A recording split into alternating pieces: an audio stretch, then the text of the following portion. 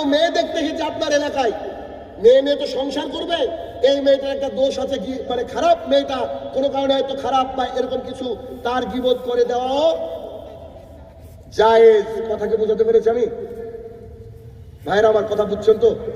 তাহলে গীবত 3 প্রকার, 1 হচ্ছে হারাম, 2 ওয়াজিব, আর 3 কি জায়েজ। 3 হচ্ছে জায়েজ, এ হচ্ছে গীবত। রাসূল সাল্লাল্লাহু আলাইহি ওয়াসাল্লাম বলছেন, একজন ব্যক্তির গালটাকে চিরে দেওয়া হচ্ছিল, সে কি করত? দিন রাত মানুষের নামে গীবত করত, দিন রাত কিচ্ছা কাহিনী বলতো, দিন রাত মিথ্যা কথা বলতো, দিন রাত মানুষকে নিয়ে সমালোচনা করত। এই ব্যক্তির কবরের মধ্যে ফেলে দেওয়া হচ্ছে। তাহলে যখন আপনার সামনে কেউ গীবত করবে, আপনার কাজ হচ্ছে একটা, আমি শিখে দিচ্ছি, যখন কেউ কোনো মানুষের নাম ধরে বলবে এই ব্যক্তি এইরকম, আপনি বলুন আসসালামু আলাইকুম ওয়া রাহমাতুল্লাহ। বলতে পারবেন? বলতে পারবেন? কেউ যদি কারো নামে গীবত করে, আপনি ওখানে উঠে চলে যাবেন, অথবা তাকে বাধা দিবেন, ভাই নাম করে না, নাম করে না, খবরদার না, তার ব্যক্তিগত দোষ যদি আপনারা, তোমরা আমাকে বলিও না, এরকম করে তাকে কি করতে হবে? রুখে দিতে হবে। পারবেন? কি গো, চেষ্টা করে বলে ইনশাআল্লাহ, চেষ্টা করতে হবে দিন রাত। 1 2 রাসূল সাল্লাল্লাহু আলাইহি সাল্লাম দ্বিতীয় দৃশ্য দেখলেন, একজন ব্যক্তি আরামকে দ্বারায় যেমন করে বিশ্রাম নেই, ঠিক তেমন করে বিশ্রাম নিচ্ছিলেন, বিশ্রাম নেওয়ার মতো বসে শুয়েছিলেন। আর একজন ব্যক্তি পাথর দিয়ে তার মাথা ভেঙে দিচ্ছিল।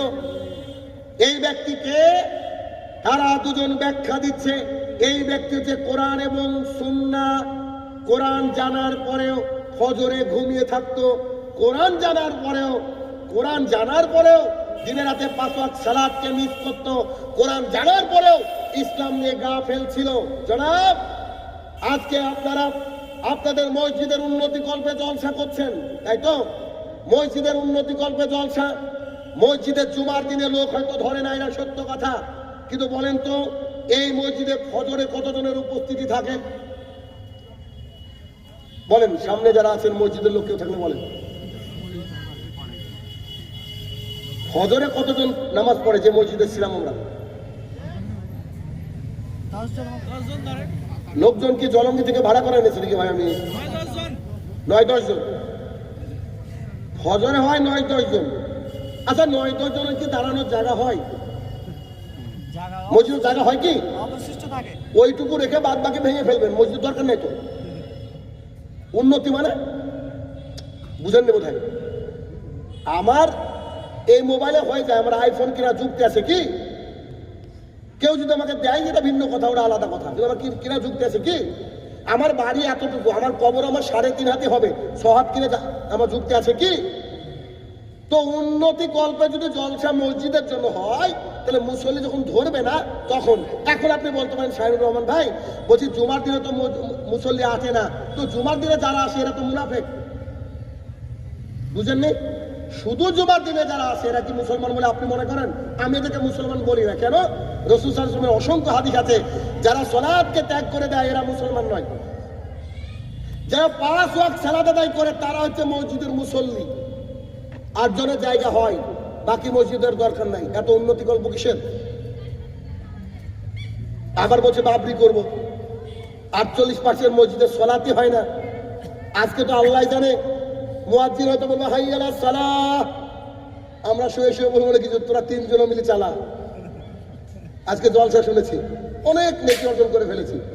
বেশিরভাগ মসজিদে ফজরে যদি আপনি যান, ফজরের ঈদগুলা যদি কান্না করতে পারতো, মসজিদকে ভিজিয়ে দিত। বিশ্বাস করেন, মসজিদকে ভিজিয়ে দিত। আজকেই জুমার দিন, তাই না? আজকে কত লোক হয়েছিল, আজকে ফজর আপনি গুনে আমাকে ফোন করে জানিয়েন তো।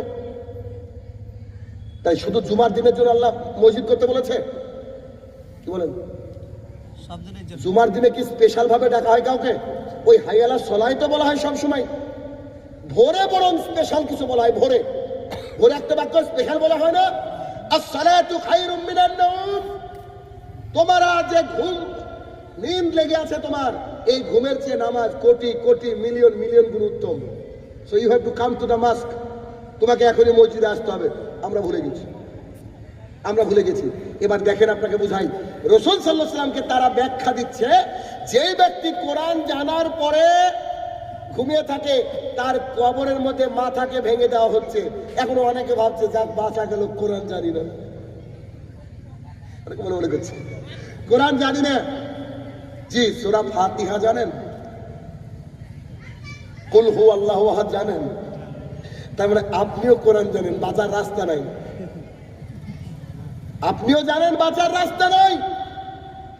যেই ব্যক্তি কোরআনকে জেনে নিয়েছে, এই ব্যক্তিকে 5 ওয়াক্ত সালাত আদায় করতে হবে যতক্ষণ ওর সেন্স আছে, পাগল হয়নি।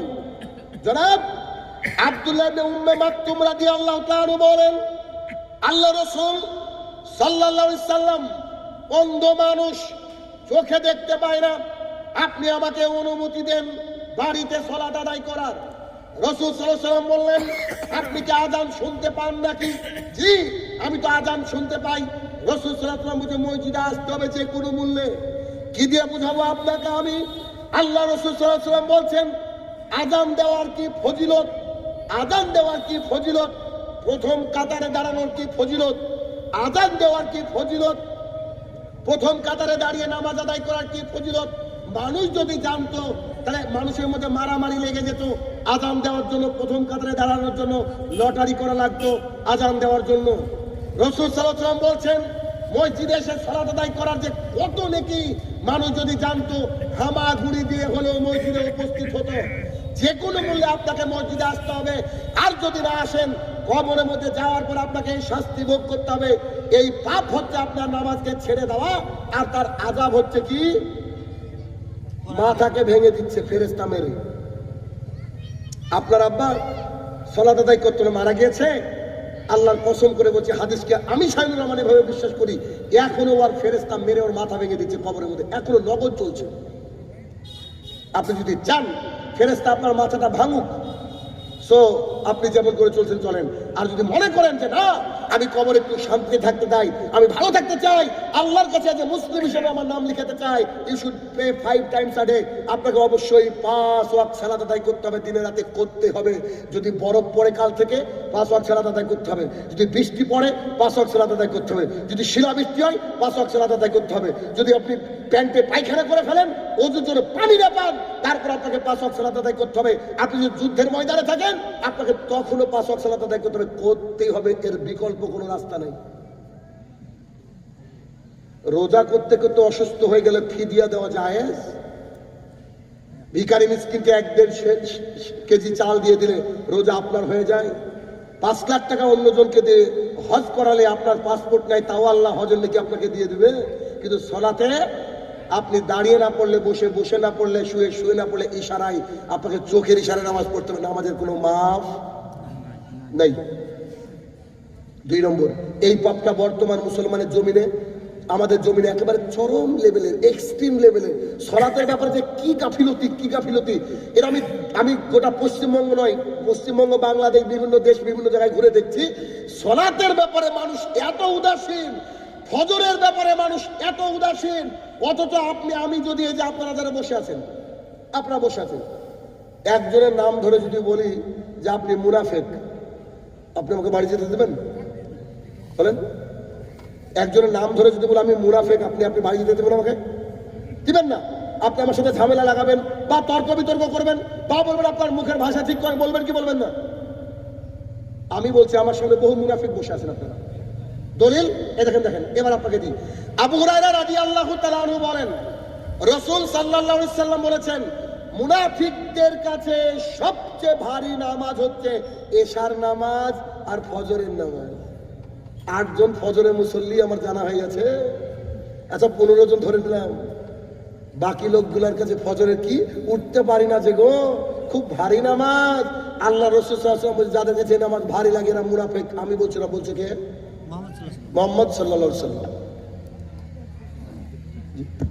আসসালামু আলাইকুম। একটা জরুরি ঘোষণা, কিছু মাংস প্রায় 40-45 কিলো রান্না মাংস বেঁচে গেছে।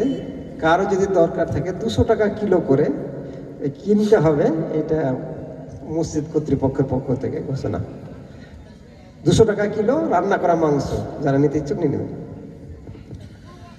তো 2 নম্বর যে পাপ এবং শাস্তি একসাথে দেখাচ্ছি। আচ্ছা, এই শাস্তি আমার না হোক, কারণ আমার আলোচনার বিষয় উত্তরণের উপায়, বাঁচার উপায়, তাই না?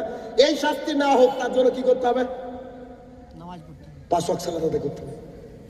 আমার ধান বন্যার জলে ভেসে যা, হাইয়ালা সলা হয়ে গেলে সমস্ত কাজ বন্ধ পৃথিবীর। হাইয়ালা সলা হয়ে গেলে আমার মিটিং বন্ধ, আমার মিছিল বন্ধ, আমার A to Z কাজ বন্ধ। হাইয়ালা সালার পরে যদি কোনো মুদিখানার দোকানদার একটা চকলেট বিক্রি করে, ওই টাকাটা হারাম। হাইয়ালা সালার পরে কোনো মানুষ যদি কাজে রপ্ত থাকে, তাহলে এই লোক ভুল রাস্তায় রয়েছে। আজান দেওয়ার সাথে সাথে আপনাকে একেবারে রেডি হতে হবে। আরে কাশ্মীর যাবেন বেড়াতে, দিল্লি যাবেন বেড়াতে, আপনি আজমের শরীফ যাবেন বেড়াতে, দেখতে যাবেন, আপনি কত জায়গায় বেড়াতে যাবেন, 1 মাস আগে প্রস্তুতি গ্রহণ করেন। আর নামাজ আপনি দৌড়ে গিয়ে ধরবেন, তার আগে প্রস্তুতি নাই। রাসূল সাল্লাল্লাহু আলাইহি ওয়াসাল্লাম বলছে, খবরদার তাড়াহুড়া করে এসো না। তাড়াহুড়া করা শয়তানের কাজ। আপনি আল্লাহর সামনে দাঁড়াতে যাচ্ছেন, আগে থেকে ওযু করে 5-10 মিনিট আগে আমি যেটা মানুষকে নসিহত করি, আমি আমার ব্যক্তিগত জীবনে, আমার পারিবারিক জীবনে আমি বলে দিয়েছি আমার সন্তানকে, বেটা সালাতের মিনিমাম 10 মিনিট আগে ওযু করবা, একেবারে রেডি থাকবা, আল্লাহকে বুঝাবা যে we are ready for prayer, আমরা নামাজের জন্য প্রস্তুত। তাড়াহুড়া কিসের? একেবারে প্রস্তুত। আজান দেওয়ার সাথে সাথে কম্পিউটার বন্ধ হয়ে যাবে, লিনারিটা থেমে যাবে, আমার যাবতীয় মুদিখানার দোকানে ঝাঁপ পড়ে যাবে। এরপরে কি আমি কি করব? সলাতের জন্য ওযু করে বসে থাকবো। রাসূল সাল্লাল্লাহু আলাইহি ওয়াসাল্লাম বলছে, কোনো ব্যক্তি যদি মসজিদে গিয়ে সলাতের জন্য অপেক্ষা করে, আল্লাহ সুবহানাহু ওয়া তাআলা তার অ্যাকাউন্টে যতক্ষণ অপেক্ষা করবে অতক্ষণ সলাতের নেকি দিয়ে দেন। 3, রাসূল সাল্লাল্লাহু আলাইহি সাল্লামকে বললেন সামনে চলেন। অতঃপর তিনি একটা দৃশ্য দেখলেন। এই দৃশ্য ছিল তন্দুরের মতো জায়গা, দাও দাও করে আগুন জ্বলছিল। এই বাক্যটা যখন বলি আমার ভেতরটা কেঁপে ওঠে। কি কারণে জানেন? একটু দেখাই। আমরা দুনিয়ার বুকে আগুন জ্বলতে দেখেছি, আগুনের ওই যে শিখা উপরে যেটা উঠে শিখা, এই আগুনের শিখার উপরে ছাই উঠতে দেখেছি। ছাই, আগুনের শিখার উপরে মোবাইলটা দাঁড়াবে? দাঁড়াবে? সামান্য একটা পাটকাঠি দাঁড়ায় না। এই হাদিসের এই অংশ আমার মাথা ঘুরে যায়। রাসূল সাল্লাল্লাহু আলাইহি ওয়াসাল্লাম বলে, আমি দৃশ্য দেখলাম, নারী আর পুরুষ একসাথে লেগে আছে, আর আগুনের শিখা তাদেরকে তুলে ফেলে দিবে। আস্তাগফিরুল্লাহ। বুঝতে পেরেছেন কি আগুনের গতি? কি বুঝতে পেরেছেন? এই জাহান্নামের ভয় থাকলে আপনার নামাজ কাজা হয় নাকি? এই জাহান্নামের ভয় থাকলে আপনার কি হাত মুখ দিয়ে পাপ হয় নাকি? এই জাহান্নামের ভয় থাকলে আপনার স্ত্রী বুরখা ছাড়া এখানে আসতে পারে নাকি? কাপুরুষ আপনি, আপনি বিয়ে করেছেন কেন? নির্লজ্জ বেহায়া আপনি। আপনার স্ত্রীকে ঢেকে বেড়াতে পারেননি? আপনার স্ত্রী খালি মাথা করে যাচ্ছে, গোটা জাতির সামনে জেনা করছে, আপনার একটু লজ্জা লাগে না? দেখেন আপনাকে দেখাচ্ছি, নারী আর পুরুষ জড়া ধরে আছে, আগুন তাদেরকে উপচে ফেলে দেবে, আগুনের শিখা।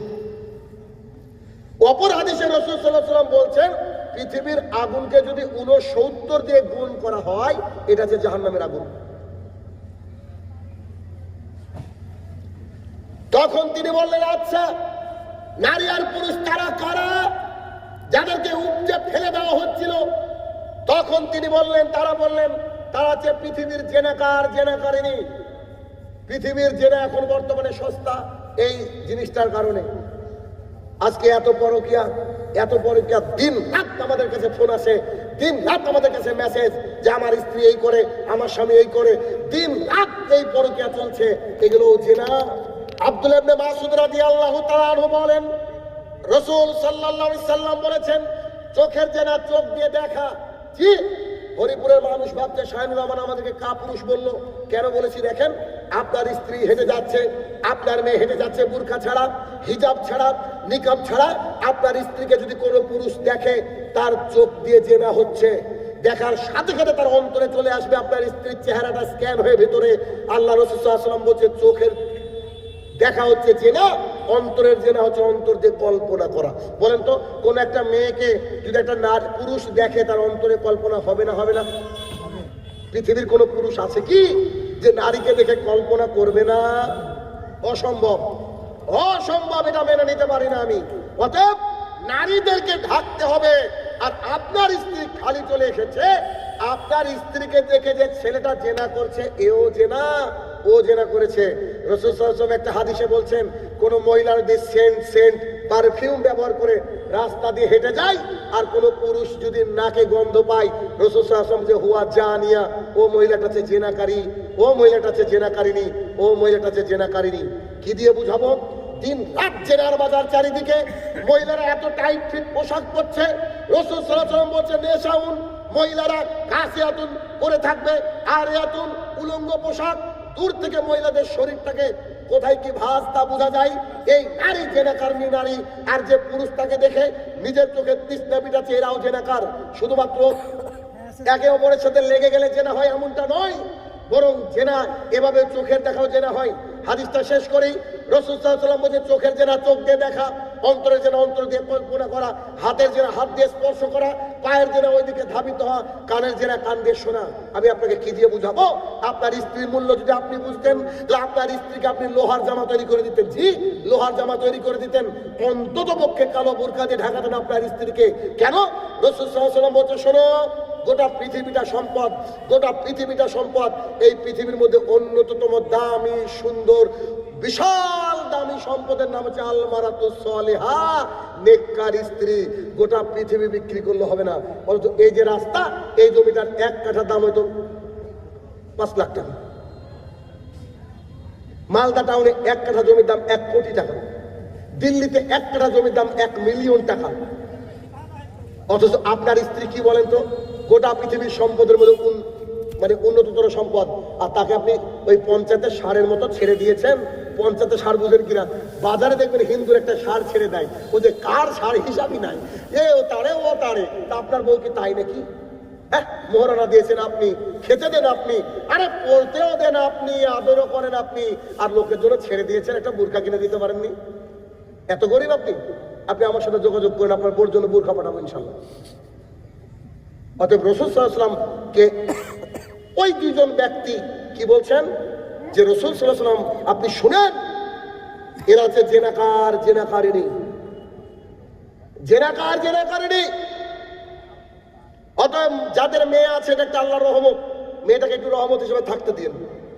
এখন থেকে ঢাকিয়েন, এখন থেকে হিজাব, জিলবাব, বোরকা ইত্যাদি একটু পরিয়েন, নিজে একটু বিবেকবান হন বর্তমান সমাজে। এরপরে রাসূল সাল্লাল্লাহু, আচ্ছা এই যে বললাম, যেটা বললাম, তাহলে কি এই তন্দুরের মতো জায়গা, আগুনের মতো জায়গা থেকে বাঁচার জন্য রাস্তা কি বলেন তো? না, এইটা মানে জেনা থেকে বাঁচতে হবে, নিজের চোখকে হেফাজত করতে হবে। আর নারীরা কি করবে? বুরকা পরে নেবে।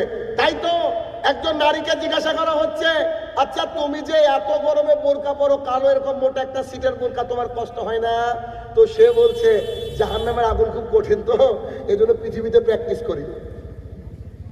বুঝেন নি? জাহান্নামের আগুন কঠিন, এই জাহান্নামের আগুন থেকে বাঁচার জন্য নিজেকে পৃথিবী থেকে প্র্যাকটিস করা হয়। যে মহিলাকে তার এলাকার মানুষ দেখেনি, এই মহিলা ভেবে রাখেন ইনশাল্লাহ জান্নাতে যাবে। প্রশ্ন তো আরো আছে, যে মহিলা উলঙ্গ চলে, সে কারুর না কারুর বাবা, কারুর না কারুর মা, কারুর না কারুর মেয়ে। আমার মেয়ে, আমার স্ত্রী যদি বোরখা ছাড়া না চলে, হিজাব ছাড়া না চলে, রাসূল সাল্লাল্লাহু আলাইহি ওয়াসাল্লাম আমাকে বলেছে দায়ুস, আর দায়ুস হচ্ছে জান্নাতে যাবে না। দলিল আন আব্দুল্লাহ ইবনে মাসউদ রাদিয়াল্লাহু তাআলা আনহু قال قال رسول الله صلى الله عليه وسلم, আব্দুল্লাহ ইবনে মাসউদ রাদিয়াল্লাহু তাআলা আনহু বলেন, রাসূল সাল্লাল্লাহু আলাইহি সাল্লাম বলেছেন, সালাসাতুন কাদ হারাম আলাইহিম মিন জান্নাহ, 3 শ্রেণীর মানুষের জন্য জান্নাত হারাম। এক, মুদমিনুল খামরিন, যে ব্যক্তি দিনে রাতে নেশাদার দ্রব্য পান করে, নেশা ভাঙ করে পড়ে থাকে, লাগাতার দিন রাত নেশাদার দ্রব্য পান করে, এ ব্যক্তি জান্নাতে যাবে না, তার জন্য জান্নাত হারাম। 2, রাজুলাতা মিন নিসাই, পুরুষের বেশধারী নারী জান্নাতে যাবে না। যে নারী চুল কেটে ছোট করে, যে নারী ছেলেদের মতো টি শার্ট পরে, যে ব্লগ করছে, হাই গাইস আমার নাম সাবরিনা আক্তার, ওর বাপের নাম শোরের বাচ্চা। বুঝেননি? মুসলমানের বাচ্চা, ও হাই গাইস বলে ওই মানে নিজের শরীরটা বিক্রি করছে। কোথায় বলেন তো?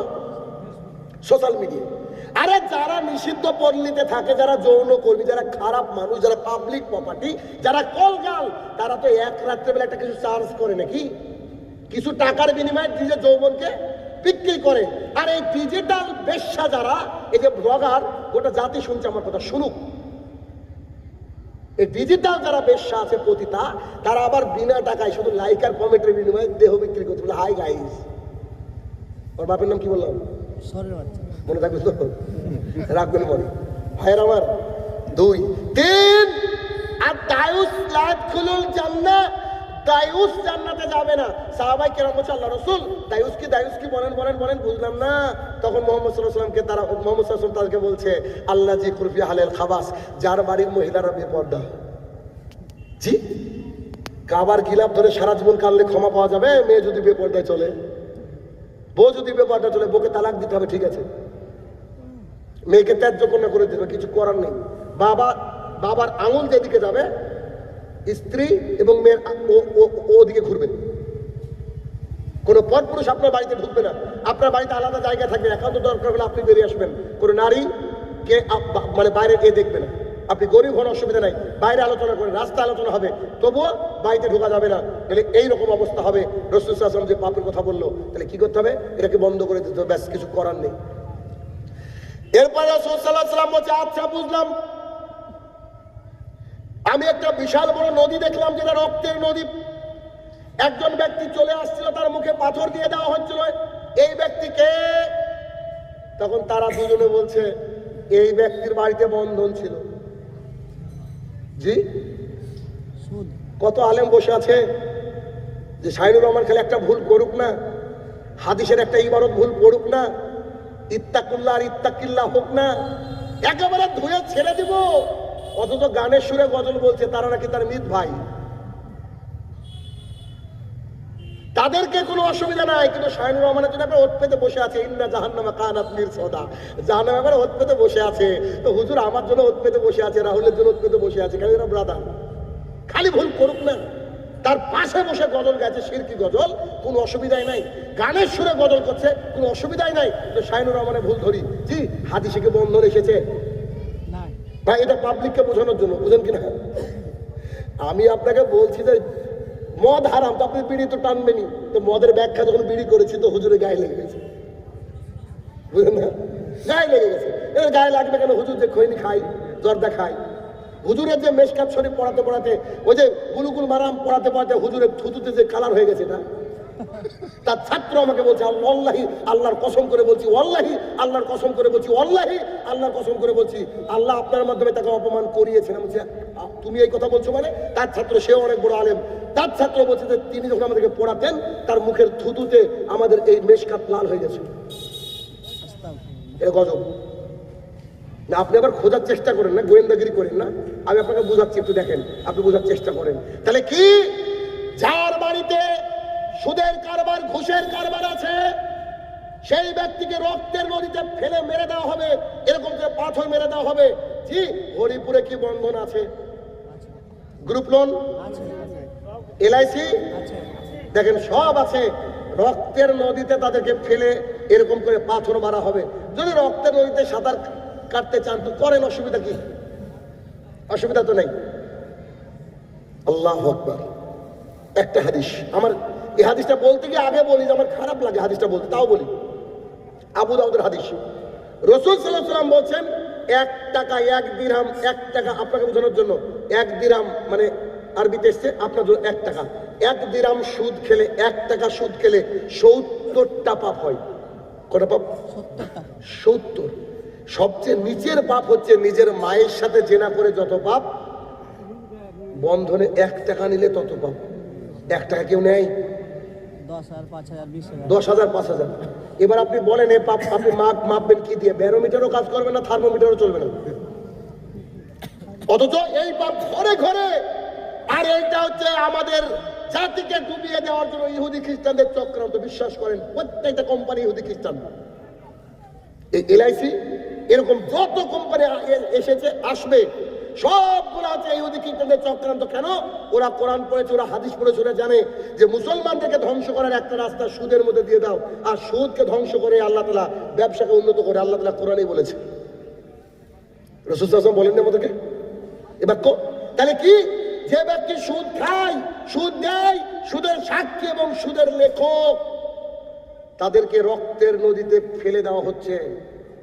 শাহিনুর রহমানকে যদি 1 কোটি টাকা দেন, অ্যাক্সিস ব্যাংকে চাকরি করতে হবে, SBI ব্যাংকে চাকরি করতে হবে, বন্ধন ব্যাংকে চাকরি করতে হবে, একেবারে এইভাবে লাথি মেরে তাকে তাড়িয়ে দেবে। কথা বুঝতে পেরেছেন? কথা কি বুঝতে পেরেছেন? তাহলে ব্যাংকে চাকরি করা জায়েজ?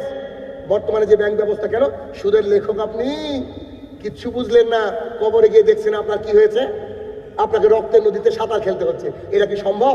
অতএব যদি নিজেকে মানুষের বাচ্চা মনে করেন, যদি মনে করেন আমার আম্মা জান কলিজার টুকরা, তার সাথে আমি জেনা করতে চাই না, অতএব আজকে রাতে গিয়ে বন্ধনে বই ছিঁড়ে ফেলতে হবে। তুমি মৌলবি, তোমার তো খুব ভালোই লাগে বলতে, জি আমার ঘৃণা লাগে, আমার মায়ের সাথে আমি জেনা করবো, ছি, কথা বলতে তো খারাপ লাগে। আল্লাহ রাসূল সাল্লাল্লাহু আলাইহি ওয়াসাল্লাম এমনি বলেছে, বলেন? হ্যাঁ, যেদিন তিনি বিদায় হজের খুতবা দিচ্ছেন, খুতবার একটা পর্যায়ে উঠে বললেন, ও আমার সাহাবীরা শোনো, আমার চাচা আব্বাস রাদিয়াল্লাহু তাআলা আনহু সে সুদের কারবার করত, তার সুদকে আজকে পায়ের তলায় দললে মুসলে সুদকে পৃথিবী থেকে শেষ করে দিলাম, মুসলমানদের জন্য হারাম করে দিলাম। তিনি করেছিলেন, 1450 বছর পার হয়ে গেছে। আপনার বাড়িতে বন্ধন থাকে কেন? আমার মসজিদে যত মুসল্লি আলহামদুলিল্লাহ আমার জানা মতো বন্ধন নেই কারোর। এইভাবে কঠিন করে কথা বলি বলি তো নাই। জীবনে যদি ভিক্ষা করতে হয় তো হরিপুরে এসে ভিক্ষা করবে ইনশাল্লাহ, তো বন্ধন নিব না কোনোদিন। ভিতরের মধ্যে তৈরি করতে হবে। কেন? আমি আমার মায়ের সাথে জেনা করবো, ছি, কত বড় খারাপ লাগে চিন্তা করেন। আর একটা হাদিস শুনবেন, রাসূল সাল্লাল্লাহু আলাইহি ওয়াসাল্লাম বলছে, 1 টাকা সুদ খেলে 36 জন নারীর সাথে জেনা করে যে পাপ হয়, 1 টাকা সুদ খেলে সে পাপ হয়। ছি ছি ছি ছি ছি, নারীর সাথে জেনা, এটাকে আপনার স্ত্রী মেনে নেবে? বলেন। আপনি বাড়িতে সালাম দেবেন, আসসালামু আলাইকুম, আপনার স্ত্রীকে ডাক দেবো যে শোনো আজকে একটা মেয়ের সাথে জেনা করে এসেছি, নিশ্চয়ই উপহার হিসেবে আপনার স্ত্রী আপনাকে ঝাঁটা দিবে, ঝাঁটা বাড়ুন বা যা থাকবে ইনশাল্লাহ তাই পাবেন, উপহার পাবেন কি পাবেন না? কিন্তু আপনার স্ত্রী আপনাকে মেনে নিয়েছে, ও বুঝতে পারে যে ওর স্বামী 36টা জেনা করে, ও জানতো না, আজকে জেনেছে। তারপরে বন্ধনের বইটা, কোরআন কোরআন যে ঘরে আছে ওই ঘরের পাশে আছে বন্ধনের বইটা, এখানে কোরআন রাখা, এই যে কোরআন রাখা, আর বন্ধনের বইটা নিচে আছে না নাই? আপনি রহমত খুঁজছেন, আপনি রহমত খুঁজছেন, তাই না? অতএব যে কোনো মূল্যে, এই যে কোনো মূল্যে আপনাকে সুদ ঘুষের কারবার থেকে দূরে থাকতে হবে। সুদ ঘুষের কারবার থেকে দূরে থাকতেই হবে, রক্তের নদীতে আপনাকে মেরে ফেলা হবে। অতঃপর শুনেন, রাসূল সাল্লাল্লাহু আলাইহি ওয়াসাল্লাম বলছে, আচ্ছা ঠিক আছে বুঝলাম। বিশাল একটা বাগানে প্রবেশ করলেন, নিশ্চয় হাদিস মনে পড়ছে আস্তে আস্তে। বাগানে প্রবেশ করার পর দেখলেন একটা বিশাল বড় গাছ, গাছের পাশে একজন ব্যক্তি বসে আছেন, সেই ব্যক্তির নাম হচ্ছে ইব্রাহিম আলাইহিস সালাতু সালাম। রাসূল সাল্লাল্লাহু আলাইহি ওয়াসাল্লামকে সমস্ত নবী রাসূলকে দেখানো হয়েছিল। আর যে বাচ্চাগুলা খেলাধুলা করছে, এরা হচ্ছে জান্নাতের বাচ্চা। দেখেন অনেকের বাচ্চা ছোটবেলায় মারা যায় না, ছোট একেবারে বাচ্চাতে, বাচ্চা তো বাচ্চাই, কিন্তু শরীয়ত লাগু হওয়ার আগে মারা যায় কি যায় না? ওই বাচ্চাগুলো হিন্দুর হোক, ইহুদির হোক, খ্রিস্টান হোক, সবাই জান্নাতে যাবে। এটা কি জানেন আপনারা? কেন বলেন তো? রাসূল সাল্লাল্লাহু আলাইহি ওয়াসাল্লাম বলছে, প্রত্যেকটা মানুষ জন্মগ্রহণ করে কিসের উপরে? ইসলামের উপরে। ওর মা বাবা ওকে মূর্তি পূজক বানায়, ওর মা বাবাকে ইহুদি খ্রিস্টান বানায়। 11 বছরের আগে যদি কোনো বাচ্চা মারা যায় শরীয়ত লাগু হওয়ার আগে, তাহলে ইনশাআল্লাহ ধরে নিতে হবে ও বাচ্চা আল্লাহর সান্নিধ্যে চলে গেছে, আল্লাহর ইনশাআল্লাহ জান্নাত পাবে বলে আমরা আশাবাদী। তো এই বাচ্চা হচ্ছে জান্নাতের বাচ্চাগুলো খেলাধুলা করছে। এরপরে রাসূল সাল্লাল্লাহু আলাইহি ওয়াসাল্লাম বলছে, আচ্ছা বুঝলাম, ওই লোকটা কে? কোন লোকটা? ওই যে আগুন জাল দিচ্ছিল সাইডে, এই লোকটা কে? তো বলছে, ও হচ্ছে জাহান্নামের দারোগা মালিক, তিনি আগুনকে জাল দিচ্ছেন মানুষকে ওই আগুনের মধ্যে ফেলার জন্য। কি দিয়ে বোঝাবো আপনাকে আমি জাহান্নামের আগুন কি?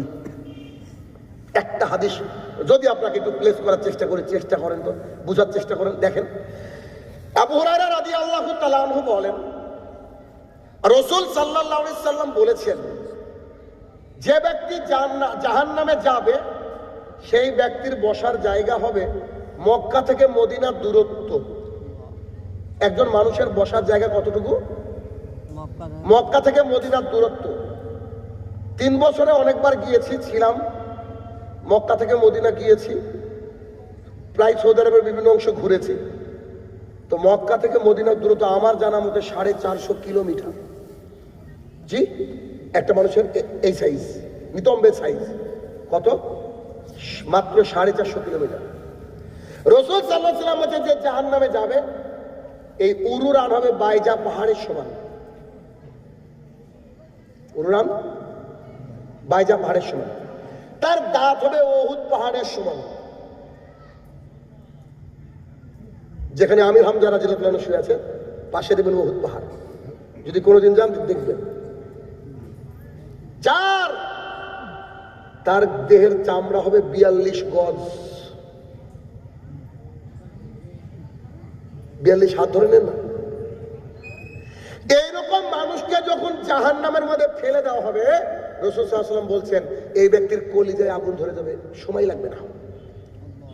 না, আমি কি বোঝাতে চেয়েছি আপনারা বুঝতে পারেননি, আমি বুঝাচ্ছি। আচ্ছা, আমার তো এরকম একটা সাইজ, আমার কলিজা ঢুকতে গেলে কতটুকু সুস লাগবে? এতটুকু। আমি যদি ওই সাইজের হতাম কত বড়, কত দূরে কলিজা? যার বসার জায়গা 450 কিলোমিটার হয়, তার কলিজা খুঁজতে গেলে তো 200 কিলোমিটার যাওয়া লাগবে। ওই 200 কিলোমিটার কলিজাকে জ্বালিয়ে দেবে জাহান্নামের আগুন সেকেন্ডে সেকেন্ডে সেকেন্ডে। বুঝতে পেরেছেন জাহান্নামের আগুন কি? আল্লাহু আকবার। এই আগুনকে জাহান্নামের ফেরেশতা মালিক এখনো রেডি করছেন, আজকেও রেডি করছেন, করতে আছেন। একেবারে গনগনে লাল ছিল আগুন, লাল থাকতে থাকতে একেবারে কালো হয়ে গেছে জাহান্নামের আগুন। এত কঠিন জাহান্নামের আগুন।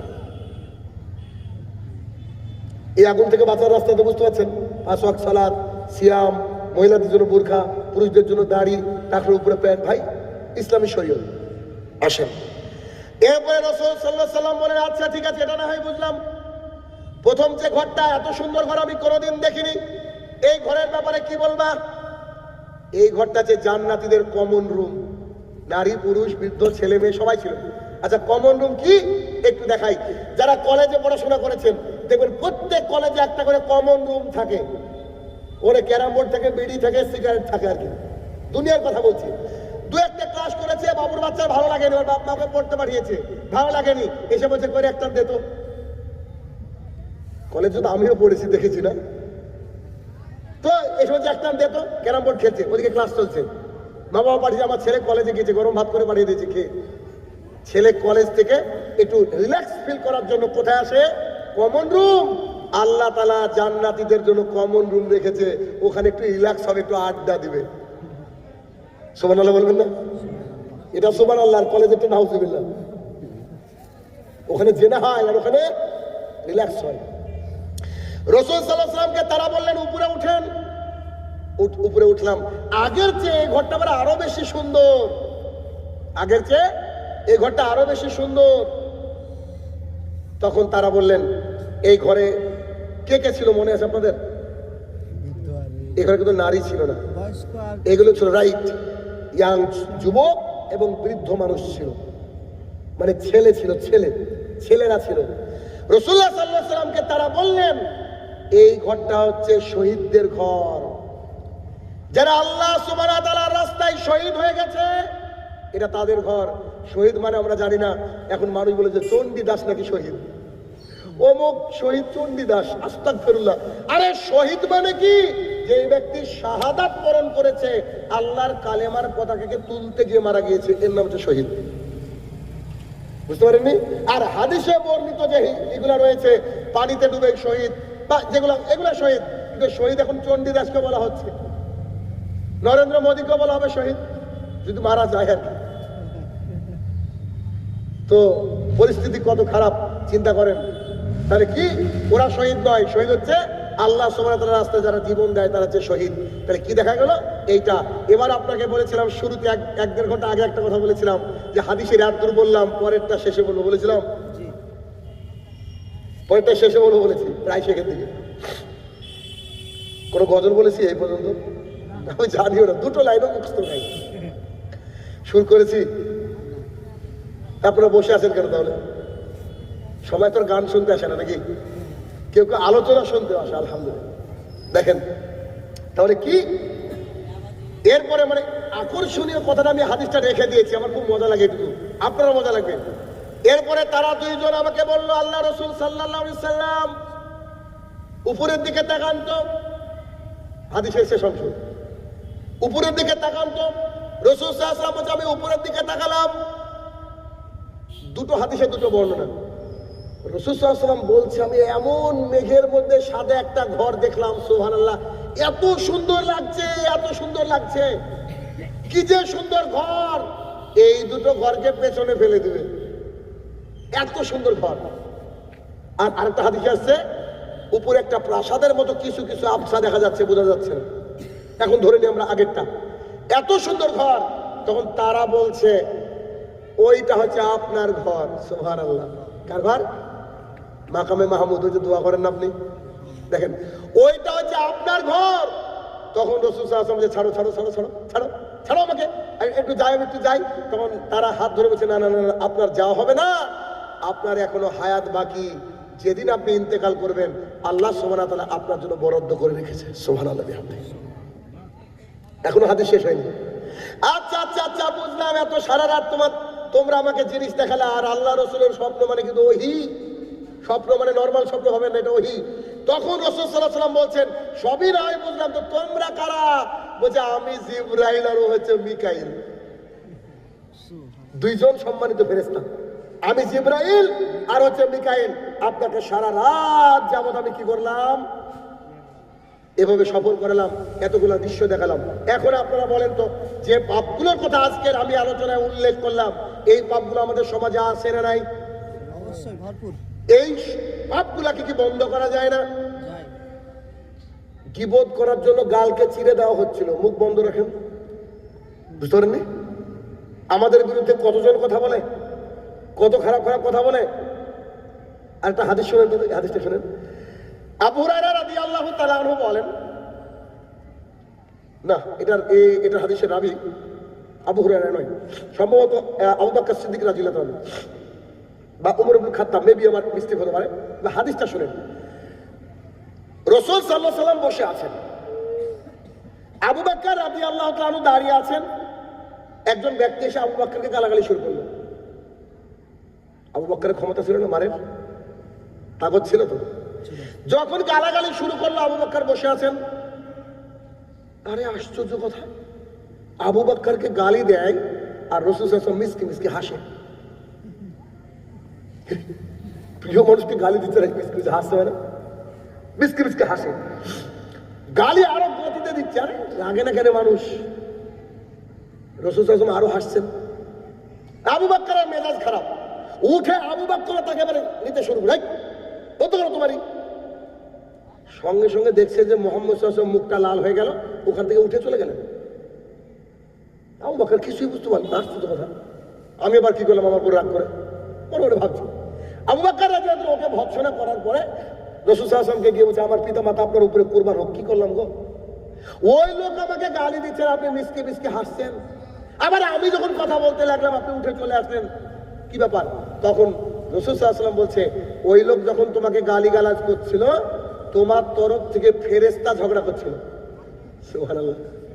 আপনার বলা লাগবে না, আল্লাহর ফেরেশতা আপনার হয়ে কাজ করবে।